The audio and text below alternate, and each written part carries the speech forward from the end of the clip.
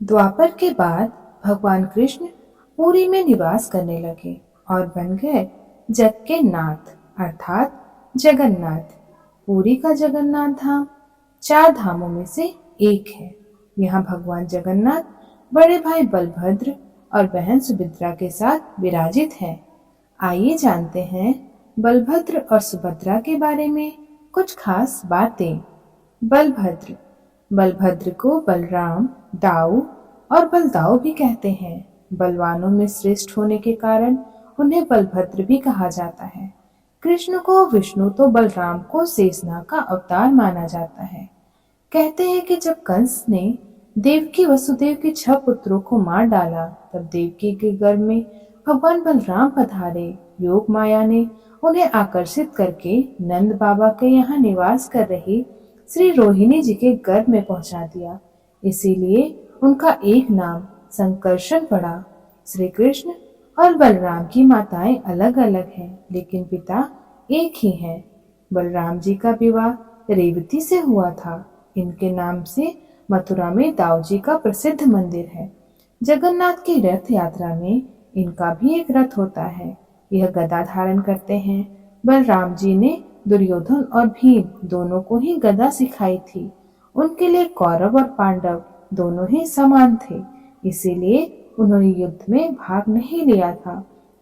मौसूल युद्ध में यदुवंश के संहार के बाद बलराम ने समुद्र तट पर आसन लगाकर देह त्याग दी थी।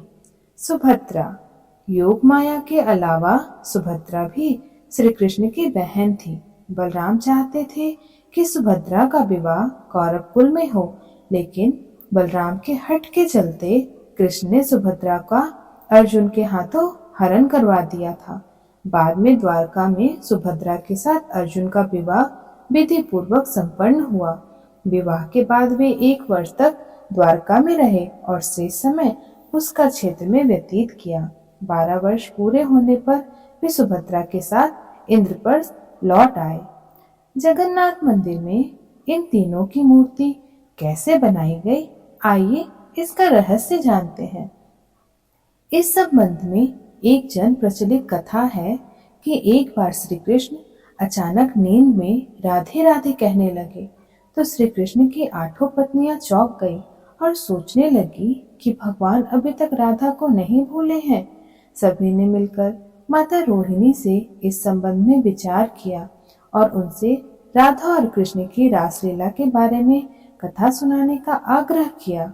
हठ करने के बाद माता रोहिणी ने कहा कि ठीक है, सुनो, लेकिन पहले सुभद्रा को द्वार पर पहरे के लिए बिठा दो, ताकि कोई भीतर प्रवेश न कर पाए।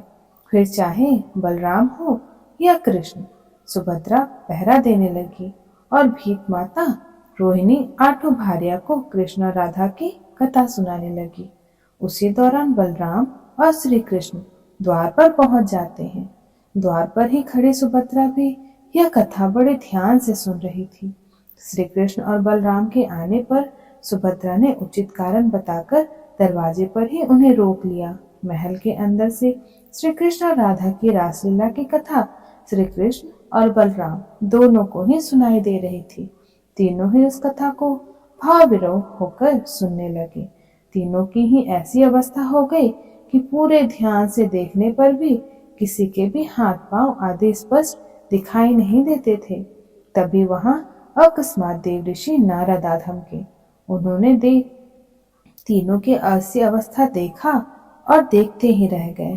तीनों पूर्ण चेतना में वापस लौटे। नारद जी ने भगवान कृष्ण से प्रार्थना की कि हे भगवान, आप तीनों के जिस महाभाव में लीन मूर्ति स्थित रूप में मैंने दर्शन किए हैं, वह सामान्य जनों के दर्शन हेतु पृथ्वी पर सदैव शोभित रहे। प्रभु ने तथास्तु कह दिया। कहते हैं तभी से भगवान कृष्ण, बलराम और सुभद्रा जी का वही स्वरूप आज भी जगन्नाथपुरी में विद्यमान है। उसे सर्वप्रथम स्वयं विष्णु जी ने नहीं, विश्वकर्मा जी ने बनाया था।